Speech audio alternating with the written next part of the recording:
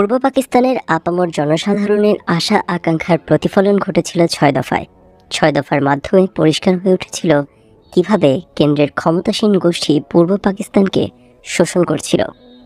যাই হোক, তবুও বলতে হয় ৬ দফার ঘোষণার সময়টা ছিল তাৎপর্যপূর্ণ। ১৯৬৫ সালে পাক ভারত যুদ্ধের পরই ৬ দফা ঘোষিত হয়। সামরিক চুক্তি থাকা সত্ত্বেও ১৯৬৫ সালের যুদ্ধে আমেরিকার ভূমিকা পাকিস্তান সরকারের মনোপুত ছিল না। এ বিষয়ে প্রেসিডেন্ট আইয়ুব খান আমেরিকান সরকারকে তার অসন্তুষ্টি জানিয়েছিল, তাই নয়, বিকল্প উপায় হিসেবে আইয়ুব খান আমেরিকার শত্রু চীনের সাথে বন্ধুত্ব গড়ে তোলার উদ্যোগ গ্রহণ করে। তার এই উদ্যোগকে আমেরিকান সরকার তাদের স্বার্থবিরোধী বলে মনে করে। তার আইয়ুব খানের এই ঔদ্ধত্যের উপযুক্ত জবাব দেওয়ার জন্য আমেরিকা আইয়ুব বিরোধী আন্দোলনে সক্রিয় সহযোগিতা দিতে থাকে। এই চক্রান্তে মদত যোগাবার জন্য যারা হাত বাড়িয়ে দিয়েছিলেন তাদের মধ্যে বিদগ্ধ হারুন পরিবারের আলফা ইন্স্যুরেন্স কোম্পানির ভাতাপ্রাপ্ত সদস্য শেখ মুজিব ছিলেন অন্যতম। এই চক্রান্তের ফসল হিসেবে বেরিয়ে আসে ৬ দফা।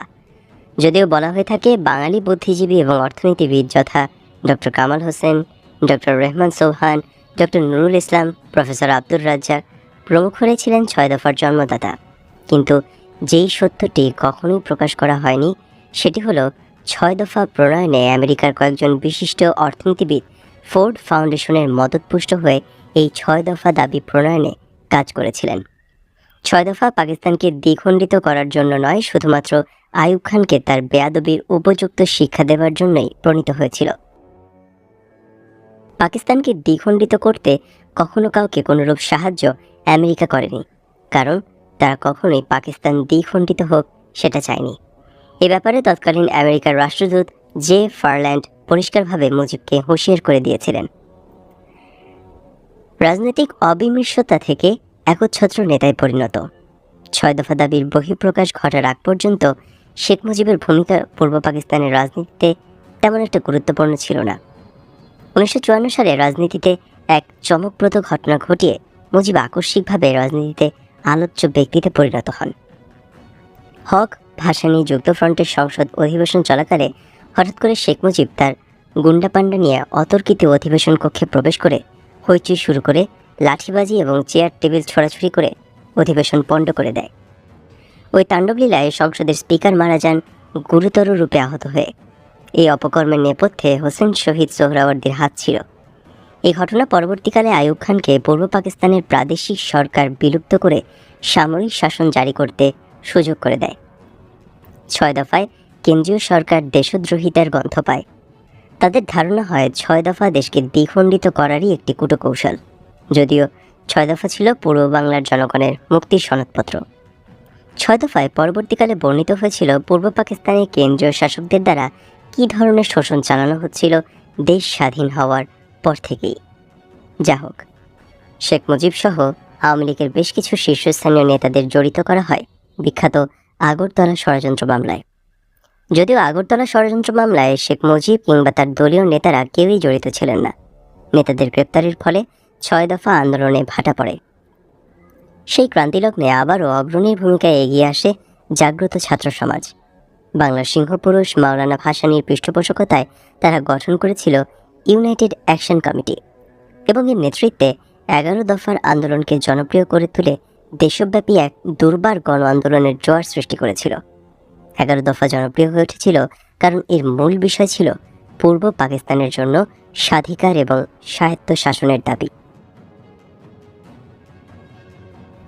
সারা পূর্ব পাকিস্তানে ১১ দফাকে কেন্দ্র করে সরকার বিরোধী আন্দোলনের যে গণজোয়ার সৃষ্টি হয়েছিল তার প্রচণ্ডতায় ম্লান হয়ে গিয়েছিল আওয়ামী লীগের ৬ দফা।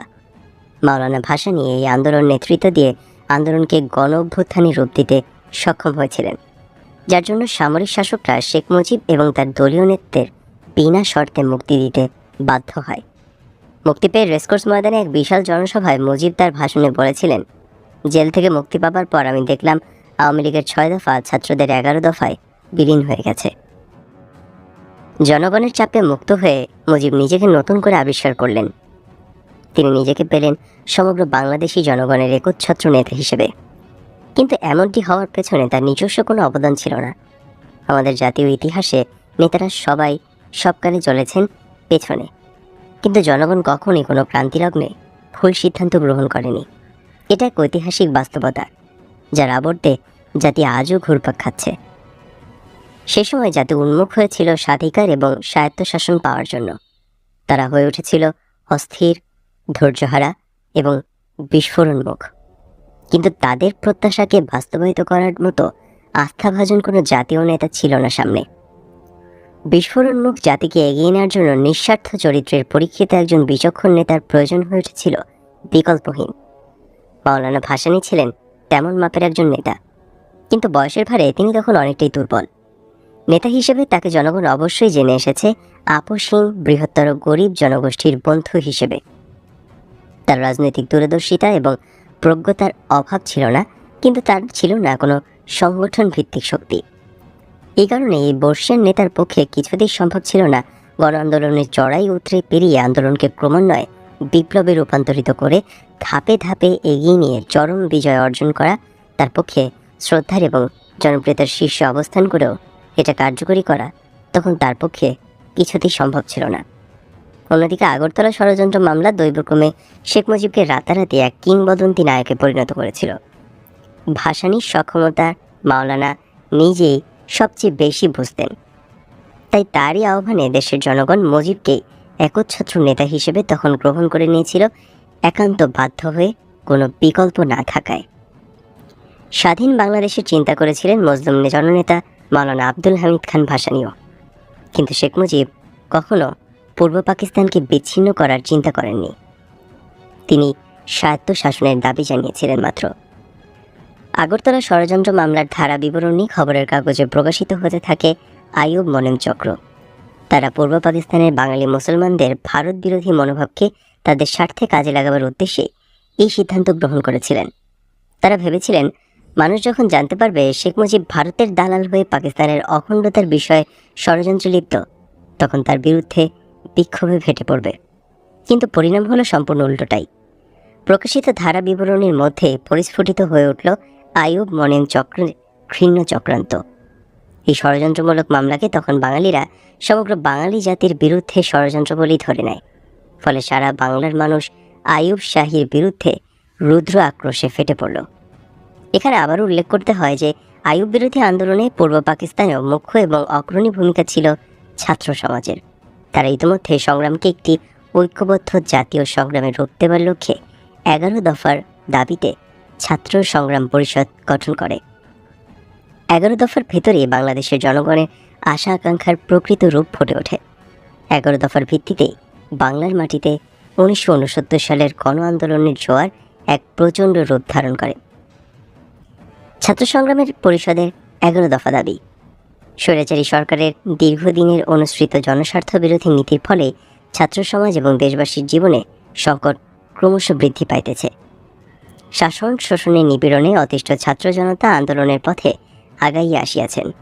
আমরা ছাত্র সমাজ এবং দেশবাসীর স্বার্থে নিম্নোক্ত 11 দফা দাবিতে ব্যাপক ছাত্র আন্দোলনের পক্ষে আহ্বান জানাইতেছি। 1 ক, সচ্ছল কলেজ সমূহকে প্রাদেশিকীকরণের নীতি পরিত্যাগ করিতে হইবে এবং জগন্নাথ কলেজ সহ প্রাদেশিকীকরণকৃত সকল কলেজ সমূহকে পূর্বাবস্থায় ফিরিয়ে দিতে হইবে। খ, শিক্ষার ব্যাপক প্রসারের জন্য প্রদেশের সর্বত্র, বিশেষ করে গ্রাম অঞ্চলে স্কুল কলেজ স্থাপন করিতে হইবে এবং বেসরকারি উদ্যোগে প্রতিষ্ঠিত স্কুল কলেজ সমূহকে সত্বর অনুমোদন দিতে হইবে। কারিগরি শিক্ষার প্রসারের জন্য পর্যাপ্ত সংখ্যক ইঞ্জিনিয়ারিং কলেজ, পলিটেকনিক্যাল এবং কমার্শিয়াল ইনস্টিটিউট স্থাপন করিতে হইবে। গ, প্রদেশের কলেজসমূহে দ্বিতীয় শিফটে নৈশ আইএ, আইএসসি, আইকম ও বিএ, বিএসসি, বিকম এবং প্রতিষ্ঠিত কলেজসমূহে নৈশ এমএ ও এমকম ক্লাস চালু করিতে হইবে। ঘ, ছাত্রবেতন শতকরা 50% হ্রাস করিতে হইবে। স্কলারশিপ এবং স্টাইপেন্ডের সংখ্যা বৃদ্ধি করিতে হইবে ও ছাত্র আন্দোলনে অংশগ্রহণ করার অপরাধে স্কলারশিপ ও স্টাইপেন্ড কাড়িয়া লওয়া চলিবে না। ও, হল, হোস্টেলের ডাইনিং হল এবং ক্যান্টিন খরচার 50% সরকারি সাবসিডি হিসেবে প্রদান করিতে হইবে। চ, হল এবং হোস্টেলের সমাধান করিতে হইবে। ছ, মাতৃভাষার মাধ্যমে সর্বস্তরের শিক্ষার ব্যবস্থা করিতে হইবে। সকল শিক্ষা প্রতিষ্ঠান পর্যাপ্ত সংখ্যক অভিজ্ঞ শিক্ষকের ব্যবস্থা করিতে হইবে। শিক্ষকের বেতন বৃদ্ধি করিতে হইবে এবং স্বাধীন মতামত প্রকাশের অধিকার দিতে হইবে। জ অষ্টম শ্রেণী পর্যন্ত শিক্ষাকে অবৈতনিক এবং বাধ্যতামূলক করিতে হইবে। ঝ মেডিকেল বিশ্ববিদ্যালয় স্থাপন করিতে হইবে এবং অটোমেশন প্রথা বিলোপ, নমিনেশনে ভর্তি প্রথা বন্ধ, মেডিকেল কাউন্সিল অর্ডিন্যান্স বাতিল, ডেন্টাল কলেজকে পূর্ণাঙ্গ কলেজে পরিণত করা প্রভৃতি মেডিকেল ছাত্রদের সকল দাবি মানিয়া লইতে হইবে। নার্স ছাত্রীদের সকল দাবি মানিয়া লইতে হইবে। ইয় প্রকৌশল শিক্ষার অটোমেশন প্রথা বিলোপ, 10% ও 75% রোল বাতিল, সেন্ট্রাল লাইব্রেরির সুব্যবস্থা, প্রকৌশল ছাত্রদের শেষ বর্ষেও ক্লাস লইতে হইবে। ট পলিটেকনিক ছাত্রদের কনডেন্স কোর্সের সুযোগ দিতে হইবে এবং বোর্ড ফাইনাল পরীক্ষা বাতিল করিয়া একমাত্র সেমিস্টার পরীক্ষার ভিত্তিতেই ডিপ্লোমা দিতে হইবে। ঠ টেক্সটাইল, সিরামিক, লেদার টেকনোলজি এবং আর্ট কলেজ ছাত্রদের সকল দাবি অবিলম্বে মানিয়ে নিতে হইবে। IER ছাত্রদের 10 দফা, সমাজ কল্যাণ ঢাকা ছাত্রদের, MBA ছাত্রদের ও আইন ছাত্রদের সমস্ত দাবি মানিয়ে লইতে হইবে। ঢাকা বিশ্ববিদ্যালয় সহ অন্যান্য বিশ্ববিদ্যালয় বাণিজ্য বিভাগকে আলাদা ফ্যাকাল্টি করিতে হইবে। ড কৃষি বিশ্ববিদ্যালয় এবং কলেজ ছাত্রদের ন্যায্য দাবি মানিয়ে লইতে হইবে।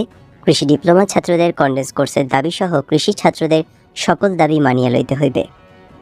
ঢ ট্রেনে, স্টিমারে ও লঞ্চে ছাত্রদের আইডেন্টিটি কার্ড দেখাইয়া 50% কনসেন্সে টিকিট দেওয়ার ব্যবস্থা করিতে হইবে।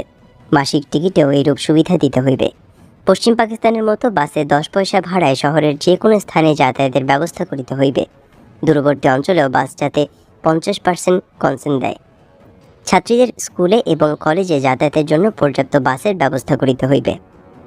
সরকারি এবং আধা সরকারি উদ্যোগে আয়োজিত খেলাধুলা এবং সাংস্কৃতিক অনুষ্ঠানে ছাত্রদের 50% কনসেশন দিতে হইবে। মূর্ধন্য চাকরির নিশ্চয়তার বিধান করিতে হইবে। ত কুখ্যাত বিশ্ববিদ্যালয় অর্ডিন্যান্স সম্পূর্ণ বাতিল করিতে হইবে এবং বিশ্ববিদ্যালয় সহ অন্যান্য সকল প্রতিষ্ঠানে স্বায়ত্তশাসন দিতে হইবে। থ শাসক গোষ্ঠীর শিক্ষা সংকোচন নীতির প্রামাণ্য দলিল, জাতীয় শিক্ষা কমিশন রিপোর্ট ও হামিদুর রহমান কমিশন রিপোর্ট সম্পূর্ণ বাতিল এবং ছাত্র সমাজ ও দেশবাসীর স্বার্থে গণমুখী বৈজ্ঞানিক শিক্ষা ব্যবস্থা কায়েম করিতে হইবে। 2 নম্বর দফা ছিল প্রাপ্তবয়স্কদের ভোটে প্রত্যক্ষ নির্বাচনের মাধ্যমে পার্লামেন্টারি গণতন্ত্র প্রতিষ্ঠা করিতে হইবে। বাক স্বাধীনতা ও সংবাদপত্রের স্বাধীনতা দিতে হইবে। দৈনিক ইত্তেফাক পত্রিকার উপর হইতে নিষেধাজ্ঞা প্রত্যাহার করিতে হইবে। 3 নিম্নলিখিত দাবিসমূহ মানিয়া লইবার ভিত্তিতে পূর্ব পাকিস্তানের পূর্ণ স্বায়ত্তশাসন দিতে হইবে। ক দেশের শাসনতান্ত্রিক কাঠামো হইবে ফেডারেশন শাসনতান্ত্রিক রাষ্ট্রসংঘ এবং আইন পরিষদের ক্ষমতা হইবে সার্বভৌম। খ ফেডারেল সরকারের ক্ষমতা দেশ রক্ষা, বৈদেশিক নীতি ও মুদ্রা কয়েকটি বিশেষ সীমাবদ্ধ থাকবে। অপরাপর সকল বিষয়ে অঙ্গরাষ্ট্রগুলোর ক্ষমতা হইবে নিরঙ্কুশ। গ 2 অঞ্চলের জন্য একই মুদ্রা থাকিবে। এই ব্যবস্থায় মুদ্রা কেন্দ্রের হাতে থাকিবে, কিন্তু এই অবস্থায় শাসনতন্ত্রে এমন সুনির্দিষ্ট বিধান থাকিতে হইবে যে যাহাতে পূর্ব পাকিস্তানের মুদ্রা পশ্চিম পাকিস্তানে পাচার হইতে না পারে। এই বিধানে পাকিস্তানে একটি ফেডারেল রিজার্ভ ব্যাংক থাকিবে এবং পূর্ব পাকিস্তানের জন্য পৃথক অর্থনীতির প্রবর্তন করিতে হইবে। ঘ সকল প্রকার ট্যাক্স, খাজনা, কর ধার্য ও আদায়ের সকল ক্ষমতা থাকিবে আঞ্চলিক সরকারের হাতে। ফেডারেল সরকারের কোনো কর ধার্য করিবার ক্ষমতা থাকিবে না। আঞ্চলিক সরকারের আদায়ী রেভিনিউয়ের নির্ধারিত অংশ আদায়ের সঙ্গে সঙ্গে ফেডারেল তহবিলে জমা হইবে।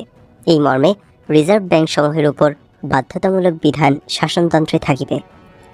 ও ফেডারেশনের প্রতিটি রাষ্ট্র বহির্বাণিজ্যের পৃথক হিসাব রক্ষা করিবে এবং বহির্বাণিজ্যের মাধ্যমে অর্জিত মুদ্রা অঙ্গরাষ্ট্রগুলির এখতিয়ারাধীন থাকিবে। চ পূর্ব পাকিস্তানকে মিলিশিয়া বা প্যারামিলিশিয়া রক্ষী বাহিনী গঠনের ক্ষমতা দিতে হইবে।